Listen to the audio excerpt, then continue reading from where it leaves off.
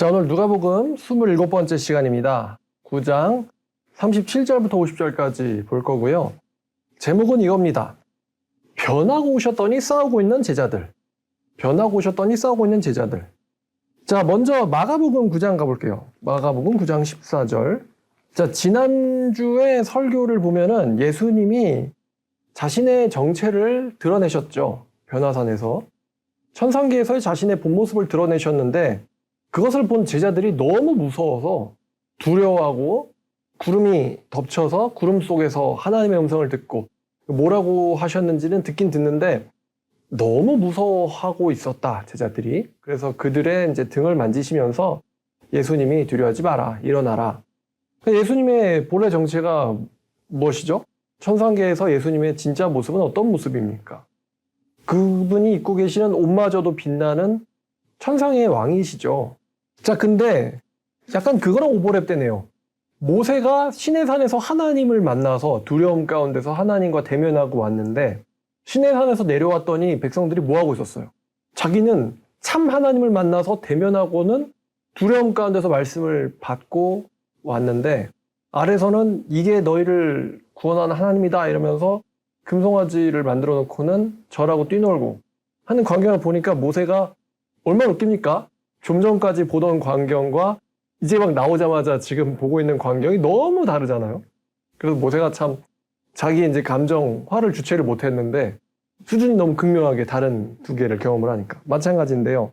마가복음 9장 14절을 보니까 예수님께서 하늘에서 본 모습을 이제 우리 제자들한테 하늘에 계셨던 그 본 모습을 제자들한테 보여주시고 계시는 그 와중에 지상에서는 이제 무슨 일들이 있었냐면은 그들이 제자들에게 와서 보니 큰 무리가 그들을 둘러싸고 서기관들이 그들과 더불어 이제 변론, 논쟁하고 있더라. 아래서는 서로 논쟁하고 있습니다. 예수님이 안 보이니까요. 마치 모세가 안 보이니까 제자들이, 아니, 백성들이 헛짓거리 한 것처럼요. 예수님이 안 보이니까 서기관들과 제자들과 서로 논쟁을 하고 있습니다. 근데 어떤 주제였는지는 얘기하지 않아요. 얘기해주지 않고요. 자, 다시 이제 우리 누가복음으로 돌아올게요. 누가복음 9장으로 돌아오겠습니다. 이들의 논쟁의 주제가 뭘까? 성경은 이야기하지 않지만 대략 예상되는 주제가 있습니다. 첫 번째가 서기관들과 제자들 간의 논쟁이잖아요. 아마 예수님을 따르는 게 맞는 거야, 틀린 거야. 이거일 거고, 이제 예수님에 대한 사실은 뒷담화를 하고 있었겠죠? 예수에 대한 뒷담화. 예수님이 누구냐? 예수님이 사기꾼이냐? 예수님이 이단이냐? 아니면 하나님의 메시아냐? 아니면 선생이냐? 선지자냐? 별별 주장이 다 나와가지고 제자들과 서기관들이 논쟁을 하고 있었을 겁니다. 예수님의 본 모습을 이제 보고 내려온 세 명이 여기에 대해서 말을 하고 싶었겠죠? 이 근질근질하고. 근데 예수님께서 그 세 명 입장에서는 예수님을 보니까 예수님의 정체가 참 하나님의 선지자냐, 사기꾼이냐, 이걸 가지고 저 사람들이 논쟁을 하고 있는 거예요. 근데 예수님은 그런 제자들의 모습에 혹은 서기관들의 모습에 모세처럼 화를 내시거나 그러지 않습니다. 예수님은 그냥 잠잠하세요. 그러니까 예수님이 아무 말도 안 하고 계시니까 예수님의 모습을 뒤에서 보고 있는 세 명도 아무 말도 안 하는 거죠. 저분은 저 어이없는 상황과 분위기를 그냥 묵묵히 보고 계시는구나. 그래서 나머지 세 명도 예수님처럼 이런 논쟁에 대해서는 침묵을 선택을 했던 것 같습니다. 자, 그리고 오늘의 화제 중에 하나가 바로 이 간질병 걸린 아이를 제자들이 치료하지 못하고 있는 이것에 대해서 역시 또 제자들과 서기관들 사이에서 논쟁이 붙었을 거예요. 너네들이 정말 예수의 제자라면은 왜 이 간질병 걸린 아이를 치료하지 못하느냐? 지금 아이 하나가 아파가지고 발작을 하고 있는데 아래서는 또 그 아이를 놓고는 논쟁을 하고 있는 거죠. 자, 그렇게 사람들이 논쟁하는 와중에 자 37절 누가는 논쟁한 이야기를 하지 않습니다. 마가만 해요. 이튿날 산에서 내려오시니 큰 무리가 맞을세 무리 중에 한 사람이 소리질러 이르되, 그러니까 누가 맞냐 틀리냐라는 논쟁인 상황인 거예요. 근데 그 중에 한 사람이 소리를 지르는데 뭐라고 하냐면은 내 아들을 돌봐주세요. 내 아들은 외아들입니다. 내 아들은 외아들인데 내 아들을 돌봐주세요. 그래서 사정을 보니까 귀신이 그를 잡아 갑자기 부르짖게 하고 거품을 흘리게 하며 몹시 상하게 하고야 겨우 떠나가나이다. 이 아이의 상황이 굉장히 안 좋은데 갑자기 소리를 지르고 경련을 일으키고 거품을 흘리고 몹시 몸을 상하게 하고 그리고 나서야 겨우 떠나간대요. 아주 심각한 발작 증세를 이 아이가 겪고 있었던 거죠. 이거를 이제 간질이라고 하는데 오늘날에는 뇌전증이라고 부르더라고요. 이 뇌전증이라고 불리는 이 증상이 사람이 의식이 없는 상태에서 갑자기 폭력적인 행동을 합니다. 그 얘기는 뭐냐면은 자기가 한 행동을 기억하지 못한다는 거예요. 갑자기 폭력적인 행동을 하거나 아니면 갑자기 쓰러집니다. 쓰러져서 누워서 경련을 일으키거나요. 그러니까 갑자기 일상생활하다가 쓰러져요, 사람이. 그러면은 죽을 수도 있고 얼굴에 상처가 굉장히 많겠죠. 오늘날에도 이런 증세가 있는 사람들은 집안에 정리를 잘 해놓은대요. 갑자기 쓰러져도 가능한 한 안 다치도록. 근데 이 아이가 어떤 증세가 있었냐면은 마태복음을 또 보니까 이 아이가 불에도 들어가고 물에도 던진대요, 자신을. 그러니까 이 아이는 폭력적인 증세가 바깥이 아니라 자기 안으로 향하고 있었던 것 같습니다. 발작이 일어나면은 행동을 할 때는 불에 달려가거나 갑자기 물로 달려가거나 아니면은 갑자기 쓰러져 버리거나 쓰러진 상태에서 누워서 부들부들 떨면서 거품을 흘리면서 경련을 일으키거나 굉장히 무서운 장면이죠. 여러분들은 아마 이런 발작 증세를 볼 일이 별로 없을 것 같은데요. 저도 장애인 학교에서 이제 한번 본 것 같은데 막 이러면서 이제 경련을 하거든요. 그러면은 이제 어른 남자들이 달려가서 제압 아닌 제압을 합니다. 애가 자해를 못하고 자기 걸 못 물어뜯게. 그리고 진정해질 때까지 계속 힘으로 이제 누르고 있어야 돼요. 보통 그런 광경은 1년에 한 번, 두 번 볼까 말까 합니다만 근데 이 아이는 늘상이 그런 거예요. 귀신이 겨우 떠났을 때나 좀 이제 이 대화가 되는 상태지 아닌 상태에서는 아이가 계속 자기 자신을 자해하고 자기를 파괴하고 그런 거죠. 그리고 그거를 보고 있는 부모님의 심정 어떻겠습니까? 일상적인 사회생활이 전혀 안 될 뿐만 아니라 그래도 이제 낳았으니까 부모라고 이 아이 때문에 부모님도 일상생활을 제대로 하지도 못하고 이 아이를 이제 지켜보는데 관찰하고 또 돌봐주는데 자기의 인생을 다 써야 되는 그런 상황인 것이죠. 이 아이는 아마도 외견상 심각한 외상이 많았을 겁니다. 그런 장애인학교에 그런 애들 보면은 흉터가 많습니다. 대체로 이렇게 생겼겠구나. 이 아이를 관찰해 보니까 이런 일들을 저는 얘를 잠깐 관찰하지만 얘는 계속 이렇게 살아온 거 아니겠어요? 학교 바깥에서도 집에서도 이 아이는 분명히 심각한 외상을 갖고 있었고 또한 외상에 의한 심각한 흉터들도 갖고 있었겠죠. 이 아이의 행동을 보건대 이 아이는 미래가 생명이 보장되어 있지 않은 게 확실합니다. 아마 부모님들이 이런 생각할 거예요. 내가 죽으면은 이 아이를 누가 책임질까? 요즘에는 돌보다 결국에는 되게 슬픈 소식인데 몇십 년 동안 병으로 투병하고 있는 아이를 아빠가 죽이고 자수하거나 아니면은 죽이고 같이 자살하거나. 근데 저도 이런 게 기사를 요즘에 많이 본 것 같아요. 아내를 죽이고 자수했거나 같이 자살했거나. 그러면 이제 우리나라에서 형벌로 이제 뭐 8년 뭐 이런 식으로 살인죄 징역을 주는데 근데 막상 그런 사람을 같이 끼고 살고 있는 그 가족의 그 고통과 어려움은 절대로 이거는 일반인은 상상을 못 합니다. 막 똑똑한 사람들만 만나고 다니는 판검사들이 이런 발작 증세에 있는 아이를 매일매일 막 돌봐줘야 되고 쓰러지고 거품 흘리고 힘으로 누르고 막 울고 소리 지르고 막 날아다니고 이런 환경에서 냉정함을 유지하면서 어떻게든 이 아이를 내가 낳았으니까 챙겨주려는 이런 분위기가 24시간 매일매일 그리고 몇십 년째 계속된다는 거를 그 판검사들이 알겠어요? 그러니까 이제 징역 몇 년 내려주지만 이걸 정말 제가 장애인학교에서 보고 경험하고 나서 와 이런 세상이 있구나.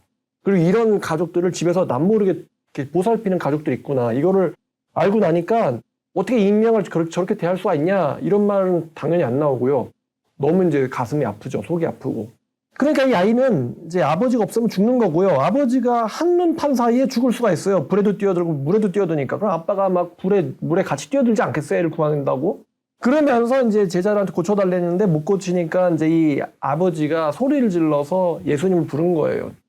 내가 외아들인데 지금 소개하잖아요. 내가 아들이 있는데 외아들인데 그러니까 방치할 수도 없어요. 외아들이잖아요. 유일한 아들이에요. 40절에 보니까 당신 제자들한테 내쫓아 주기를 구하였는데 그들이 능히 못했대요.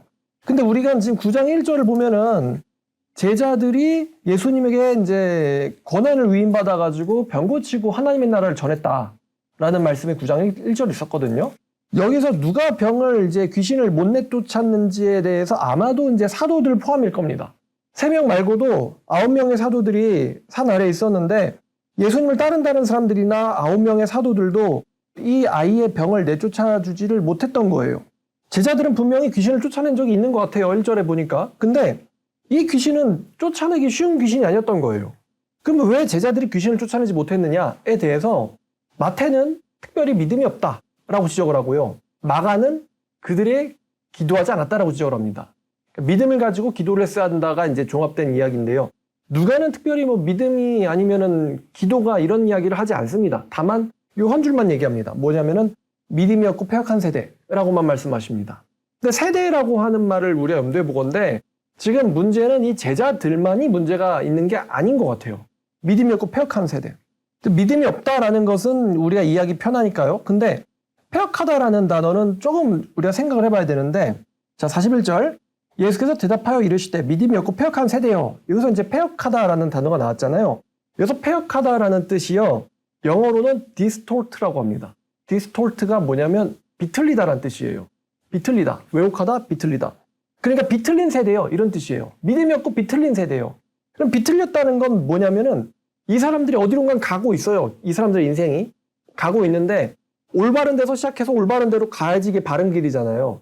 근데 이 사람들은 올바르지 못한 길을 향해서 가고 있는 거예요. 근데 자기들은 올바른 길을 위해서 가고 있다라고 본인들은 생각을 하고 있는 거예요. 그러니까 이 사람들의 삶이 비틀려 있는 거예요. 이 사람들의 삶이.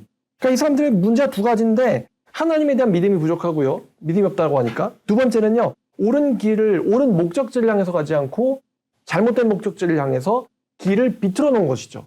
길을 비틀어 놓고 비틀어진 길을 가고 있는 게 이 세대의 문제였어요. 이 당시 사람들의. 그럼 믿음이 없다와 비틀린 길을 가고 있다. 가긴 가는데 비틀린 길을 가고 있다. 잘못된 목적을 향해서 가고 있다. 이 두 개의 문제는 고민해보니까 사실은 같은 문제입니다. 왜냐하면 올바른 신앙의 지식이 있어야 되는데 그 신앙의 지식을 이 당시 유대인들은 왜곡을 한 거예요. 쉽게 말하면은 자신들의 입맛에 맞는 지식으로만 바꾼 것이죠. 지식을 왜곡하고 왜곡된 지식대로 사는 거. 비틀어진 길을 가는 거. 우린 이런 사례를 아주 주변에서 많이 봅니다. 예를 들어서 전도는 하면 안 돼. 전도 그렇게 하는 게 아니야. 전도는 하면 안 되는 거야, 요즘에는. 요즘 전도는 뭐 막 네가 먼저 성공해가지고 막 마치 연예인들이 수상 소감을 얘기하듯이 전도는 그렇게 하는 거지 길에서 전도 그렇게 하는 거 아니야. 그러니까 전도는 하면 안 돼. 이런 것들이 이제 지식이 왜곡되어 있는 거죠. 그리고 왜곡된 지식대로 지식에서 끝나는 게 아니라 삽니다. 요즘 사람들이. 사실은 하나님 말씀대로 살지 못하는 것이 문제인데요. 그 문제를 직접 직시하고는 내가 용기가 없고 믿음이 없구나라는 것을 가지고 한탄하기보다는 어떤 이념을 비틀어버리는 거죠. 그게 편해요. 비틀어버리는 게. 예를 들어 이런 것도 있겠죠. 헌금은 못하러 하냐. 차라리 헌금하는 것보다는 뭐 내가 뭐 좀 더 이렇게 나를 위해서 써가지고 좋은 사람이 된 다음에 아니면 내가 행복해진 다음에 내가 뭐 나중에 다른 사람들 도와줄 수 있는 그게 진짜 투자 아니겠어? 뭐 이런 식으로 생각할 수도 있고요. 근데 그렇게 비트는 그 근본에는 뭐가 없냐면 하나님에 대한 믿음이 없는 거예요, 사실은. 제가 요즘에 진화론을 반박을 하고 있기 때문에 진화론에 대해서도 좀 고민을 해봤습니다. 여러분, 진화론을 믿으려면 셀 수 없이 많이 언급된 하나님의 창조에 대해서 하나님의 말씀을 비틀어야 됩니다. 오늘도 한번 생각을 해봤어요. 하나님께서 창조 때 남자 여자를 지으시되 사람들을 지으시고 그들을 남자 여자로서 지으셨나니 라고 하는 그 말씀이 예수님이 그 말씀을 거짓말을 하셨을까요? 창조 때 하나님이 사람들을 만드시되 남자 여자로서 만드셨다라고 예수님이 말씀하셨거든요. 그 창세기 인용이기도 하지만 예수님도 그 말씀을 말씀하신 거예요. 자기 의견으로서. 그럼 예수님께서 우리에게 이렇게 전달하시고 싶은 내용이 야 지구는 막 몇십억 년, 몇백억 년이 됐는데 그게 오래 되다 보면은 막 무슨 발효가 되고 썩듯이 변질되고 있고 뭐가 생길 수가 있거든. 근데 하나님께서 그렇게 생길 수가 있는 거를 사용하셔가지고 이제 너희들이 나온 거지 하나님께서 너희를 직접 창조하신 게 아니야 라고 말씀하시려고 창조 때 하나님께서 사람을 지으실 때 남자 여자로 지으셨으니 이렇게 말씀하셨을까요? 근데 이런 식의 창조에 대한 말씀이 성경에 정말 많단 말이에요. 그러니까 우리가 이제 진화론을 믿으려면은 하나님의 창조에 대한 말씀을 다 비틀어 버려야 돼요. 사도 바울도 로마서 1장에서 하나님의 그 신성이 그가 만드신 만물에 밝히 알려져 있다 그러잖아요. 사실은 밝히 알려진 게 아닌 거죠. 만드신 게 아니니까. 저절로 나온 거니까. 바울은 착각하고 한계 있는 거고 오류가 있는 사람이다. 라고 우리가 이제 그렇게 생각을 해버려야 되는 거예요. 이유는. 그러니까 이제 하나님 말씀 비틀어야 되고 비틀어진 지식대로 또 살아야 되고 근본적으로 어떤 일이든지 하실 수 있다라는 하나님의 그 능력을 우리가 불신해야 됩니다. 그래야지 진화론을 믿을 수가 있어요. 성경에서 잘못됐고 잘못된 해석대로 살아야 되고요. 하나님을 불신해야 됩니다. 그래야 진화론 믿을 수가 있습니다. 그럼 반대로요. 마치 욥처럼 하나님이 무엇이든지 하실 수 있는 능력이 있으시다. 하나님은 무엇이든지 하실 수 있는 능력이 있으시다를 경험했고 알고 있어요. 하나님은 무엇이든지 할 수 있다. 그는 없는 것도 있는 것처럼 부르신다. 그리고 이거 아브라함이 경험한 거 아니에요. 어떻게 100세 된 사람이 아들을 낳습니까? 말도 안 되는 일인데 하나님이 해버렸잖아요. 그런 하나님을 경험해서 하나님이 전능하다는 걸 내가 이념으로만 알다가 개념으로만 알다가 체험을 해서 이제 하나님은 엄청난 분이네? 를 체험을 해버리고 그리고 그 창조가 포함되어 있는 하나님의 성경 말씀을 가감없이 우리 하나님은 뭐든 할 수 있다는 걸 제가 아니까 가감없이 그대로 믿고요. 또 그 말씀대로 자기가 아는 거에서 끝나지 않고 가는 거죠. 산다면요. 비틀어진 믿음을 가질 수가 없어요. 비틀어진 삶을 살 수가 없습니다. 진화론 못 믿습니다. 한 말씀만 더 드리면 사람들이 진화론 믿는 건 하나님의 전능하심을 경험한 적이 없어서 그래요. 그러니까 이제 자기 생각대로 뭔가 설명이 되는 것만 가려고 하는 거예요. 하나님이 한번 붙잡아가지고 용광로 한번 담갔다 뺐다가 고난과 구원을 경험해 본 적이 있는 사람들은 하나님은 정말로요. 뭐든 할 수 있다는 거 받아도 정말 여셨겠지. 난 믿어. 그분은 전능하시니까. 그분은 뭐든 할 수 있어. 그거를 경험해 본 적 있는 사람들은요. 뭐 사실 창조론보다 믿기 힘든 게 뭐 한둘이에요. 예수님이 부활한 것도 분명 믿기 힘든 일이고요. 승천하신 것도 믿기 힘든 일이고요. 사도들이 이적을 베풀었다는 것도 믿기 힘든 일입니다. 근데 믿어요. 왜냐하면 하나님은 할 수 있으니까.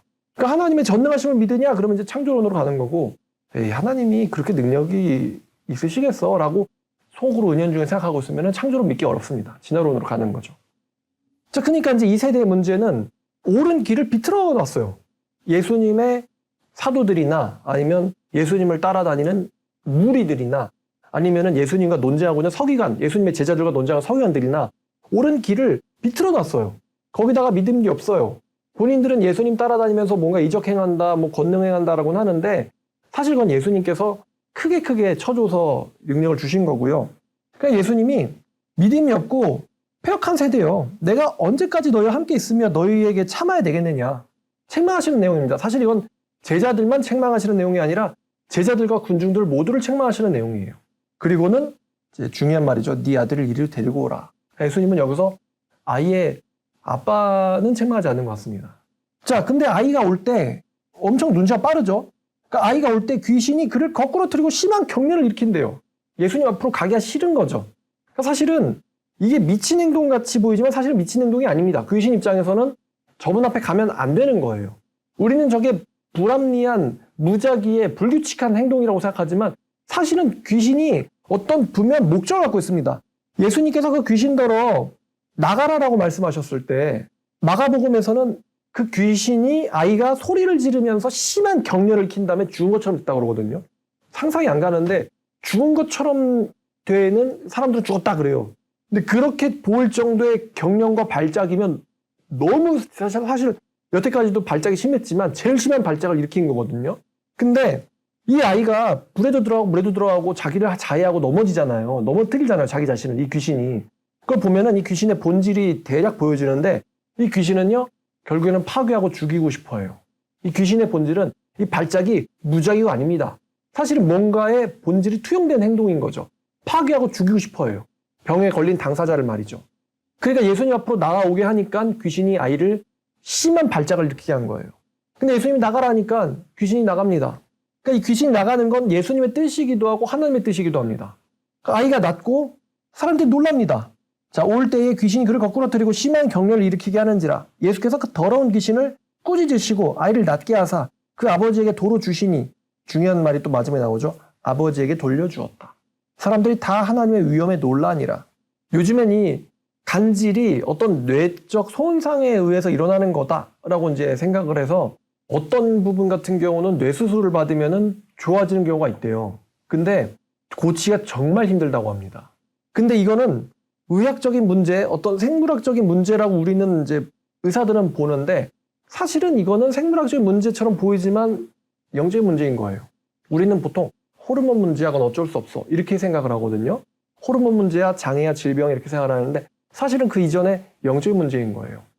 사람들이 관찰하는 기구를 갖게 되고 발달함에 따라서 어떤 문제에 대해서 원인이 보여져야 되거든요. 사람들이 이건 단순히 질병일 뿐이야, 뭐가 잘못된 거야, 장애야, 디스오더, 이렇게 얘기하는데 사실은 장애로 보이는 것 이면에는 어떤 영적인, 정신적인, 영혼에 있는 문제가 있는 거죠. 자, 그래서 사람들이 다 하나님의 위엄에 놀랐다라고 하는데 우리가 요 43절 말씀을 보면요, 귀신의 행동과 하나님과 예수님의 말씀이 서로 상충하고 있음을 발견할 수가 있습니다. 뭐냐면 귀신은요, 파괴하고 다치게 하고 결국 죽이고 싶어 합니다. 근데 그러면 하나님도 파괴하고 죽이게 하고 망치고 싶어 하시느냐라고 했을 때 하나님과 예수님의 뜻은 이들을 낫게 하고 싶어 하시고 고쳐주시고 싶어 하십니다. 그러니까 여기 보면 그 38절에 이 아빠가 얘는 내 외아들입니다 라고 하잖아요. 마귀가 내 아들을 빼앗아 가려고 해요. 난 내 아들을 빼앗길 것 같아요, 죽음으로. 근데 예수님은 42절에 보니까 아버지에게 도로 주셨대요, 아이를. 그러니까 예수님이 원하시는 것은 이 아이를 잃을 뻔했던 아버지에게 외아들을 돌려주시는 것이고, 하나님은요, 자신의 백성들이 행복하고 편안한 삶을 누리시기를 원하십니다. 끊어질 뻔했던 가족관계, 아빠와 아들의 가족관계를 예수님은 다시 하나가 되게 하고 합쳐주시기를 원하세요. 거기에 이제 행복하고 편안한 삶을 따라오는 거죠. 화목한 가정이 됐으니까. 아이를 잃은 아버지에게 아이를 돌려주시고 그들이 서로 화목하고 행복하게 되는 걸 하나님 원하세요. 근데 지금 이렇게 역사가 되는데 중요한 게 뭐냐면은 귀신은 귀신의 일을 하고요, 예수님은 예수님의 일을 하십니다. 근데 중요한 존재가 뭐냐면 바로 인간의 문제입니다. 믿음이 없고 폐역한 세대에서 이런 일이 일어난다는 것을 하나님께서 넌지시 알려주고 계세요. 제가 오늘 본문을 생각하면서 여러분, 오늘날 정신병자가 얼마나 많습니까? 정말 너무 많거든요. 너무 많습니다. 너무 많아요. 너무 많아요. 정말 너무 많습니다, 정신병자들이.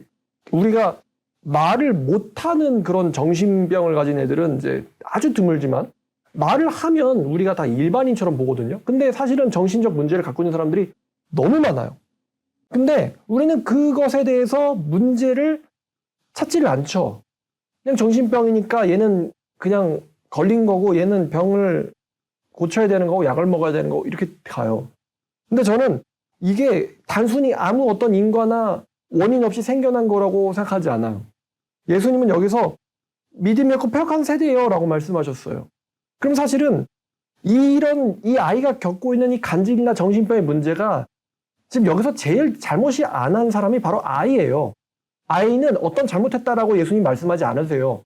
아이의 주변에 있는 사람들, 아이의 부모, 그다음에 그 부모를 둘러싼 믿는다는 사람들의 무리들, 서기관들, 이 사람들을 가리켜서 예수께서 폐역한 세대라고 말씀하고 계세요. 그럼 사실은 이 아이가 왜 이렇게 아팠어야 되는지, 왜 이렇게 고통받아야 되는지, 아이는 왜 이렇게 다치고 피를 흘리고 상처받아야 되는지에 대해서 성경은 아이에게 어떤 문제가 있는지를 얘기하지 않고요. 다만 이 아이가 처해 있는 가정과 사회와 세상이 비틀어져 있다. 세대가 비틀어져 있다. 세상이 비틀어져 있다라는 것을 성경은 얘기해주고 있어요. 그리고 사실 그렇게 비틀어진 길을 가는 사람들이 겪어야 되는 게 바로 이 간질과 발작이에요. 영은 죽고 싶지 않은데 몸이, 생각이 죽음을 당기는 행동들을 하는 거예요, 사람들이. 해서는 안 되는 행동들. 그런 걸 하니까 이제 영혼은 나는 멸망하고 싶지 않은데 사는 짓들은 다들 멸망으로 가는 짓들을 하잖아요. 그러니까 몸에서 에러가 일어나는데 사람들은 그거를 어떻게든 이성으로, 지성으로 억눌러서 괜찮은 척하면서 살아가고 있어요, 사실은. 거기서 누군가가 이 누르는 힘보다 빠져나오는 힘이 더 썩 세가지고 컨트롤, 통제력을 잃어버리면 우리는 그 사람들을 정신병자라고 하고는 따돌려 버립니다. 지금은 이렇게 뭐 어쩌다가 이렇게 아이 한두 명이 아니라 거의 대부분이 그런 삶을 살고 있어요. 서로 미쳐버리지 않고서는 살 수 없는 세상을 자기들 스스로들이 만들어 가고 있으면서 SNS를 보면서 인스타를 보면서 제가 한번 이런 말씀 드렸는데 애가 태어날 때부터 우울증 걸리고 태어나진 않잖아요. 계속 미쳐가는 세상을 부모가 주변 사람들이 세상에 만들면서 누가 먼저 미쳐서 탈락하는지 지켜보자. 먼저 자살하는 사람이 지는 거, 끝까지 살아나는 사람이 이기는 거 하면서 미친 세상을 사람들이 만들고 있습니다. 그러면서 뭐 그거는 네가 잘못한 거다, 네가 문제다, 이런 식으로 이제 사람들을 정죄하고 왕따를 시켜버리죠. 여기서 이 믿음이 없고 폐역한 세대 중에 이 아이의 부모도 있는 거고 이 부모가 처해 있는 사회도 있는 겁니다. 이 본문은요, 사실은 이 믿음이 없고 폐역한 세대가 이 아이처럼 고통을 겪게 될 거야라는 것을 하나님은 이 아이를 통해서 미리 본보기를 보여주신 거예요. 그러시면서 하나님께서는 이 사람들을 원래대로 돌리시고 싶어 한다를 보여주고 싶어 하세요, 또. 근데 이 사람들이 원래대로 돌아가려면요, 뭐가 필요하냐면은 하나님은 사람들이 화목해지고 행복해지길 원하시거든요. 근데 그렇게 되려면요, 뭐가 필요하냐면은 우리는 하나님이 그런 거 왜 안 줘요? 우리는 그냥 자판기처럼 하나님 내가 교회 왔으니까 나한테 행복 주세요. 내 인생 성공시켜 주세요라고 하는데요. 세상에 하나님이 만드신 창조 활동, 창조 세계에 이런 뭐 오류와 우연과 무질서가 있겠습니까? 사람들이 간질 걸리는 행동들과 생각들을 막 머릿속에 집어넣으면서도 그러면 이제 결국에는 이 아이처럼 되는데 그런 걸 집어넣으면서도 하나님 나를 행복하게 해주세요. 이게 말이 안 되잖아요. 그러니까 우리들이 하나님의 뜻대로 행복하고 화목한 인생을 살래도요, 뭐가 필요하냐면은 첫 번째는 하나님에 대한 믿음이 필요하고 두 번째는 비틀린 길이 아니라 올바른 길을 가는 삶이 필요하다는 것을 성경 우리에게 얘기해주고 있습니다. 똑바로 생각하고 똑바로 믿고 똑바로 살고 믿는 대로. 그것과 하나님에 대한 믿음은 같은 거라고 말씀드렸습니다. 자, 그들이 다 그 행하시는 일을 놀랍게 여길세 예수께서 제자들에게 이르시되, 지금 어느 누구도 쫓아내지 못했던 그 귀신, 굉장히 무시무시한 발작을 일으키는 그 귀신이 쫓겨나니까 사람들이요, 하나님의 위엄에 놀랐다라고 하거든요. 근데 여기서 무슨 간질 환자 같은 상황이 또 벌어집니다. 뭐냐면은 사람들은 굉장히 하나님의 능력에 놀랐다. 이제 그걸 행하시는 예수님에 대해서 놀랐겠죠. 근데 예수님이 갑자기 이런 말씀하세요. 자, 44절, 이 말을 너희 속에 담아두라. 인자가 장차 사람들의 손에 넘겨지리라. 이게 무슨 말씀인가요? 사람들이 예수님과 하나님의 위엄에 놀랐고 그들 놀랍게 여기는 와중에 예수께서 제자들에게 마치 꿈에서도 하실 수 없을 것 같은 말씀을 그들에게 말씀하시는데 이 말을 잘 귀에 담아둬라. 인자가 사람들의 손에 넘겨질 것이다. 도대체 인자가 사람들의 손에 넘겨진다는 것이 무슨 뜻인가? 예수께서 공개적으로가 아니라 제자들에게만 은밀히 그들에게만 말씀하신 걸 보면요, 인자가 사람들의 손에 넘겨진다는 것은 결코 좋은 의미가 아닙니다. 사람들의 손에 넘겨져? 그러면은 사람들에게 이끌려가지고 뭐 왕이 되거나 임금이 될 수 있다는 거야. 이런 분위기서라면은 사람들이 다 놀라고 있으니까요. 근데 그런 좋은 뜻으로 내가 강제로 왕이 될 것 같아. 내가 강제로 출마해가지고 당선돼서 왕이 될 것 같아. 이런 말씀이 아니에요. 이런 뜻이 아니에요. 예수님을 반대하는 서기관들이 있었고 서기관들과 제자들이 논쟁을 했단 말이에요. 그럼 대체로 많은 사람들은 예수님을 긍정했지만 꽤 그래도 많은 사람들이 예수님을 극렬하게 반대를 했는데 이 분위기를 알고 있었던 제자들이 예수님은 사람들의 손에 넘겨진다라는 말의 의미를 완전히 모르진 않았던 것 같습니다. 다만 이 말씀을 알기를 무서워했어요. 제자들은. 아니, 왜 하나님의 종이 사람들의 손에 넘겨지는 거야? 왜 자유를 빼앗기고 사람들에게 유린당해야 된다는 거야? 자유를 빼앗기고 사람들한테 왜 유린당해야 돼? 하나님의 종이? 사람들은 이 말씀을 알지도 못했고 제자들은요, 이거를 깨닫지도 못했다라고 합니다.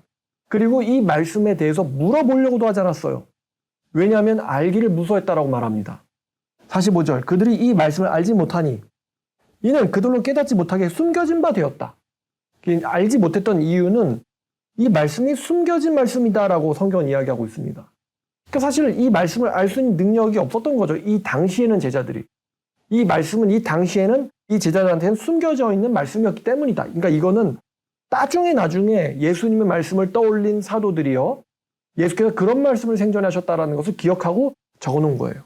그리고 이들은 왜 이 말씀에 대해서 물어보지 않았느냐?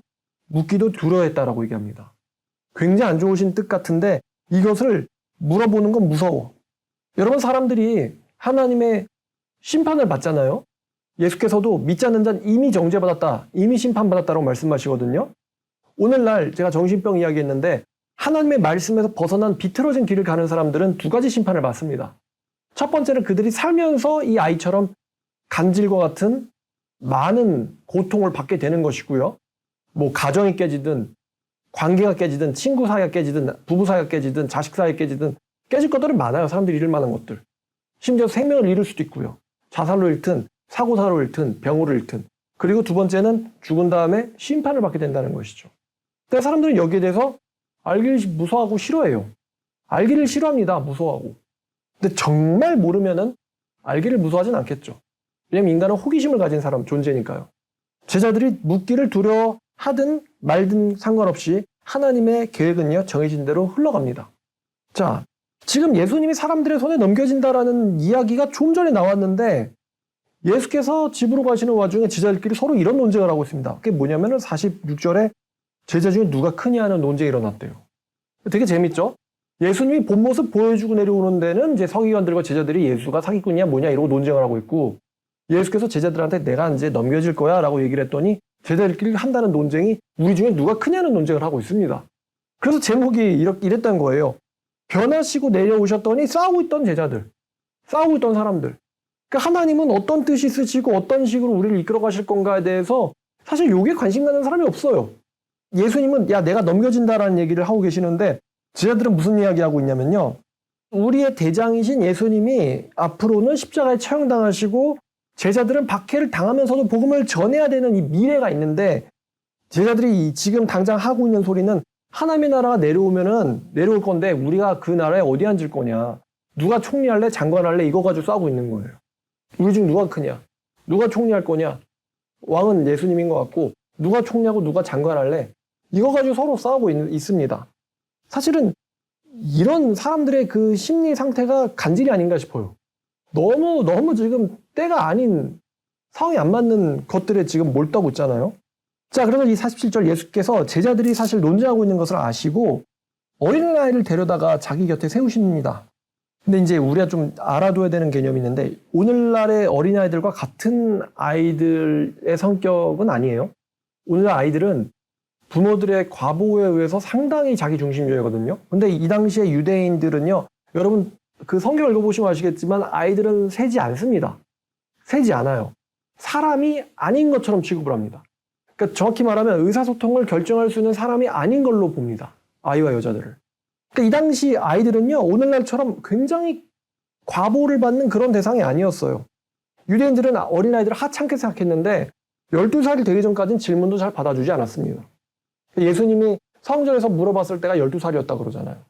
그냥 시키는 대로만 배워야 되는 애들이지 뭔가 질문을 받아주고 아이와 진지한 대화를 하고 이런 존재가 아니었어요. 이 당시 아이들은요. 사회에서 하찮게 여겨지는 존재가 바로 어린아이였어요. 근데 예수께서 그 어린아이 한 명을 데려다가 안아주시면서 말씀을 하십니다. 뭐라고 하시냐면은 가장 위대한 사람은 이 어린아이 같은 사람이다. 너희 중에 누가 위대하냐고 하지 가장 위대한 사람은 이 어린아이 같은 사람이야. 너희가 가장 하찮게 여기는 사람이 가장 큰 사람이야. 자, 그들에게 이르시되 누구든지 내 이름으로 이런 어린아이를 영접하면 곧 나를 영접함이요 또 누구든지 나를 영접하면 나를 보내신 이를 영접함이라. 너희 모든 사람 중에 가장 작은 그가 가장 위대하다, 가장 큰 자니라 라고 말씀하고 계십니다. 그러니까 사실 십자가 사건을 앞에 두고는 제자들이 지금 싸우고 있거나 논쟁하는 장면들은 되게 터무니없는 장면들만 나옵니다.